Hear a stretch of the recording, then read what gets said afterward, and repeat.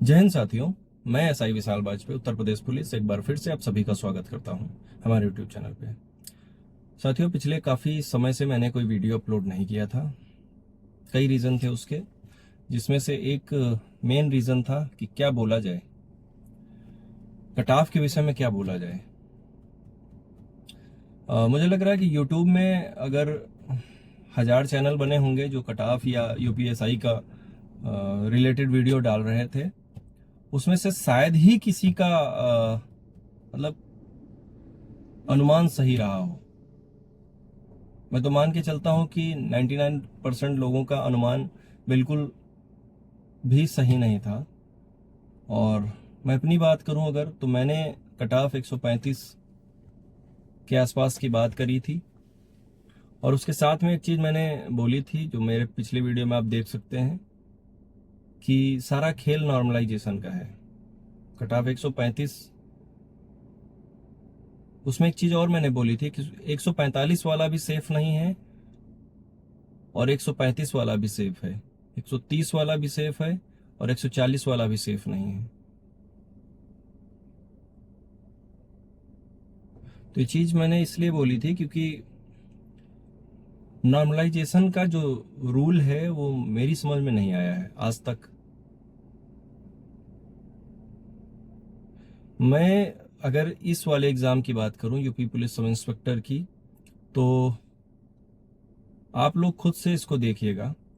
जैसे मैंने अगर कंपैरिजन में करूं जो एस्पिरेंट हैं उनमें से ही, तो 14 की फर्स्ट शिफ्ट में मेरे ही जानने वाले 2 लड़के हैं जो हमारे ही विभाग में सिपाही हैं। ओबीसी वर्ग के 138 क्वेश्चन में एक का सिलेक्शन हो रहा है और दूसरे का नहीं हो रहा है, 14 की फर्स्ट शिफ्ट में ही। ऐसे बहुत सारे हैं, ऐसे बहुत सारे लड़के हैं जिनसे मेरी बात हुई है, जो मेरे संपर्क में रहे हैं। उनका यही कहना है कि सर मेरा 142 क्वेश्चन है, मेरा नहीं हुआ, और 136-37 क्वेश्चन वाले का हो गया है। तो नॉर्मलाइजेशन का क्या रूल हो रहा है, क्या चल रहा है, वो चीज़ें थोड़ा सा समझ के परे हैं और काफ़ी डिस्टर्बिंग कट ऑफ थी, मैं यूं कहूँ तो। और एक चीज़ और मैंने बोली थी कि कट ऑफ में बहुत ज़्यादा अंतर नहीं रहेगा कैटेगरी वाइज। तो ये तो चीज़ें मतलब नॉर्मल है कि भाई जब हाई कट ऑफ जा रही है और पेपर इतना लो लेवल का आया था, तो कट ऑफ तो सब में हर कैटेगरी की जाएगी। क्योंकि अच्छा, एक चीज़ मैंने पहले भी आप लोगों से बोली है और मेरा हमेशा से मानना था कि जब भी मैं कभी कोई एग्ज़ाम की तैयारी करता था तो उसका जो लास्ट मतलब एक बद से बदतर स्थिति में अगर सोचूं तो वो होता था कि किसी भी एग्ज़ाम में मेरा सिलेक्शन ना होना। देखो, मेरा काम है तैयारी करना और मैंने उस चीज़ की मेहनत की है।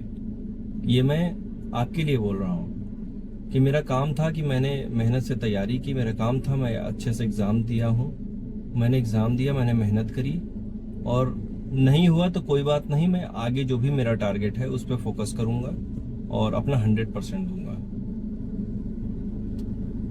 हाँ, ये है कि भाई अगर जब हम किसी एग्ज़ाम की तैयारी करते हैं तो हमारे कुछ सपने होते हैं जो उससे जुड़े हुए होते हैं, हमारी कुछ पर्सनल चीज़ें होती हैं जो उससे जुड़ी हुई होती हैं। हालांकि इस एग्ज़ाम की अगर बात करें तो ज़्यादातर लोग अच्छा स्कोर किए थे, 140-45 भी किए थे और फिर भी नहीं उनका हुआ। तो बहुत ही दुख का चीज़ है, मतलब उनके लिए तो एटलीस्ट बहुत बुरा लगता है। उन्होंने घर पे बताया होगा, यार दोस्तों को बताया होगा कि हमारा इतना स्कोर है। वो ग्राउंड में जा रहे होंगे, फिजिकल की तैयारी कर रहे होंगे, और अभी भी ग्राउंड में कुछ बच्चे ऐसे जा रहे होंगे जिनके उनसे कम क्वेश्चन सही रहे होंगे लेकिन वो सेलेक्ट हुए हैं। तो चलिए ठीक है, जो भी हुआ है उस पर हम लोग या आप लोग कुछ कर नहीं सकते हैं। अभी हमारा काम है कि आगे जो हमारा टारगेट है उस पर फोकस करना, उस पर अपना 100% देना। और मैं इतना मतलब लिख के दे सकता हूँ कि अगर आप लगे रहे, तैयारी में लगे रहे, तो आज नहीं तो कल कोई ना कोई पद आपके लिए बना है 100%। क्योंकि मैंने पहले भी चीज़ें शेयर की हैं कि मेरा जो पढ़ाई थी, जब मेरी पढ़ाई थी वो बहुत ही खराब थी, मतलब जो मेरा स्तर था तैयारी का वो बहुत ही खराब था। तो कुछ बाद में यार दोस्त ऐसे मिले जिनसे थोड़ा समय बातचीत करने के बाद तैयारी करना स्टार्ट किया और धीरे धीरे चीज़ें सुधरती चली गई। तो ये चीज़ मैं मानता हूँ कि भाई अगर आप तैयारी कर रहे हैं तो कुछ ना कुछ आपकी लाइफ के लिए, कुछ ना कुछ कोई ना कोई पद आपके लिए हमेशा तैयार रहता है, बशर्ते आप उस पर कंटिन्यू तैयारी करते रहें। तो बेस्ट विशेस आप सभी के लिए कि आपका जो आगे एग्जाम आ रहा है, अभी जो भी हुआ उसको छोड़ो। मतलब दुखद है, मैं मान रहा हूँ, लेकिन इसको पकड़ के क्या करोगे, इसको लेके चलोगे तो आपके लिए ही समस्याएं हैं। चीज़ों को जितनी जल्दी छोड़ दो, आगे बढ़ो, वही बेटर होता है। और जो भी आगे एग्जाम है, अभी यूपी पुलिस सिपाही का एग्जाम आ रहा है, लोअर पीसीएस का आ रहा है, तो अगर स्कोर आप अच्छा किए हैं तो इसका मतलब है कि आपकी तैयारी अच्छी है, उसके लिए आप ट्राई करिए। और अभी रेलवेज में काफ़ी सारी वैकेंसीज आने वाली हैं, और अगर आप डीएलएड किए हैं, बीटीसी बीएड किए हैं, तो आपके लिए भी देखो कई सारी टीचिंग की भी वैकेंसी प्रस्तावित हैं, जैसे अभी प्राइमरी का भी आना है। तो सारी चीज़ें चलिए ठीक है, जो भी मतलब आप तैयारी कर रहे हैं उसके बहुत सारे मौके मिलेंगे। अभी जो हुआ उसको छोड़ के आगे लगते हैं, आगे अगला जो हमारा टारगेट है। बेस्ट विशेस आप सभी के लिए, और उन सभी के लिए, साथियों के लिए जो यूपी पुलिस सब इंस्पेक्टर में क्वालिफाई किए हैं, तो उनके लिए न्यूज़ हमसे पहले तो आप लोगों के पास आई जाती है।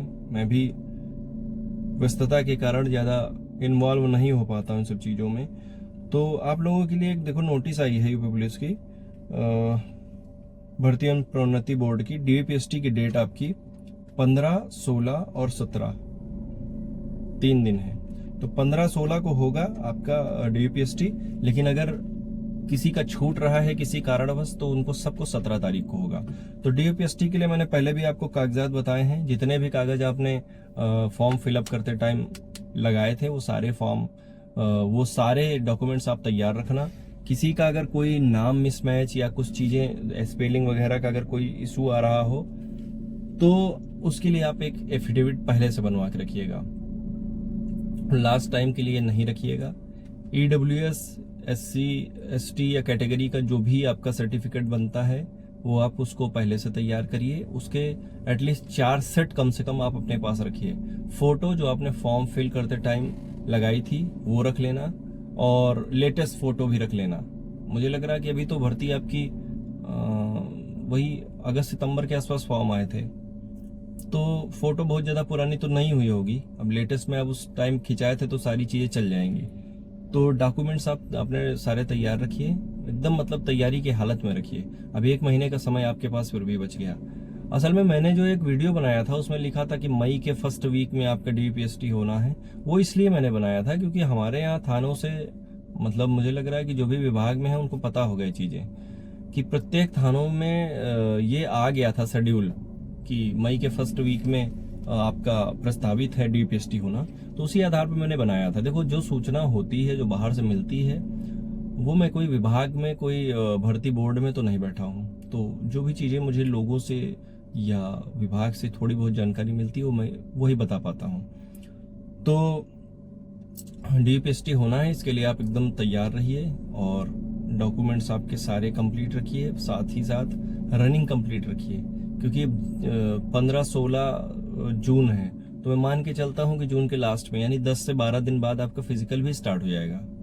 क्योंकि पिछले बार तो, मतलब पिछली जो भी वैकेंसियाँ रहीं तो उसमें ऐसा ही होता रहा है कि 10-15 दिन बाद यूपी पुलिस की जो जितनी भी रही, कांस्टेबल हो या दरोगा की रही हो, 10 से 15 दिन में आपका फिजिकल स्टार्ट हो जाता है। कई बार तो देखो, मैंने कांस्टेबल का देखा है 19-20 के आसपास, मुझे लग रहा है जो भी बैच रहे हैं उनमें तो डीपीएसटी के 3-4 दिन बाद या 2 ही दिन बाद रनिंग स्टार्ट कर दी है।